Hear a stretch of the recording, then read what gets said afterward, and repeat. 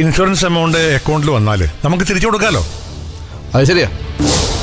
മറ്റെന്തെങ്കിലും ആവശ്യം പറഞ്ഞ് 2-3 ദിവസത്തേക്ക് അച്ഛൻ്റെ കയ്യിൽ നിന്ന് ദാസാറിന് ക്യാഷ് മറിക്കാൻ പറ്റില്ലേ?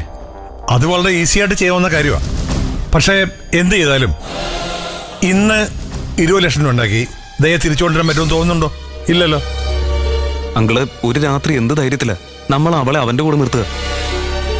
അവന് നന്ദുവിന്റെ ബ്രദറാ.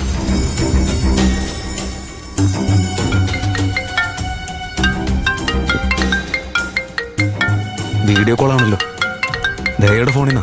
ദയയുടെ ഫോണിന്നോ? എടുക്ക ശബരി, നേരെ സംസാരിക്കാം. ഇതൊന്ന് പിടിച്ചവനെയാ. വാങ്ങളെ,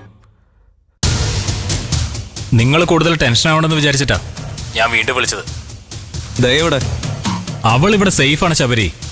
ദാ കണ്ടോ?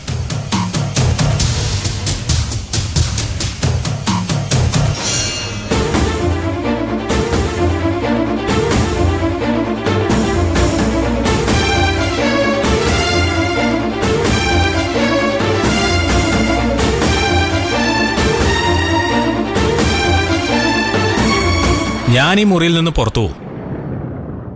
പിന്നെ ഇവിടെ കാണുന്ന ലേഡിയുടെ സംരക്ഷണത്തിലായിരിക്കും ദയ. ഇവിടെ ഒന്നിനും ഒരു കുറവ് ദയക്കുണ്ടാവില്ലെന്ന് ഒന്നുകൂടി ഞാൻ ഉറപ്പു തരാം. എനിക്ക് ധൃതിയൊന്നുമില്ല.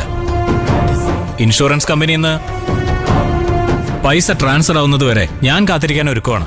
പ്രശ്നത്തിനും വഴക്കിനൊന്നും നിങ്ങൾ വരാതിരുന്നാൽ മാത്രം മതി. ഇല്ല, നീ ആവശ്യപ്പെട്ട പണം ഇന്ന് തന്നെ തരാനുള്ള തീരുമാനത്തിൽ ഞങ്ങൾ. ഒരു ദിവസം പോലും ദയ നിന്റെ കസ്റ്റഡിയിൽ നിർത്താൻ ഞങ്ങൾക്ക് ഒരു താല്പര്യമില്ല.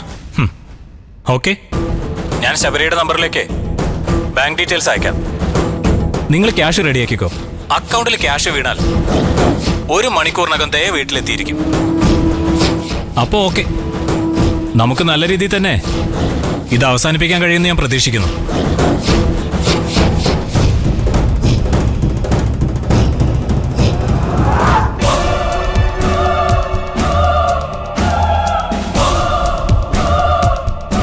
അല്ല, ക്യാഷ് കിട്ടിയ 1 മണിക്കൂർ കൊണ്ട് അവൻ ദയെ വീട്ടിലെത്തിക്കാന്നല്ല പറഞ്ഞത്.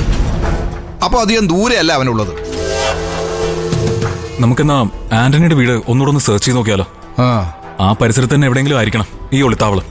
ഏയ്, അത്രയും വലിയ മണ്ടത്തരൊന്നും അവൻ ചെയ്യുമെന്ന് തോന്നുന്നില്ല. പഠിച്ച കള്ളനാണ്. അതെ, നമ്മളെ പ്രകോപിപ്പിക്കാതെ എത്രയും വേഗം പണം കൈപ്പറ്റി മുങ്ങാനാണ് അവന്റെ പ്ലാൻ. നമ്മളൊരു അറ്റാക്കിന് മുതിർന്ന അവന് പിടിച്ചു നിൽക്കാനാവില്ലെന്ന് അവനറിയാം.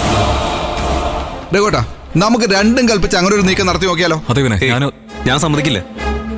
എന്റെ വീട്ടിൽ നിന്നാ ദയ ഇറങ്ങിപ്പോയത്. അതുകൊണ്ട് ഇപ്പോഴും എന്റെ വീട്ടുകാർ കരുതുന്നത് അവൾ എന്റെ കൂടെ ഉണ്ടെന്നാ.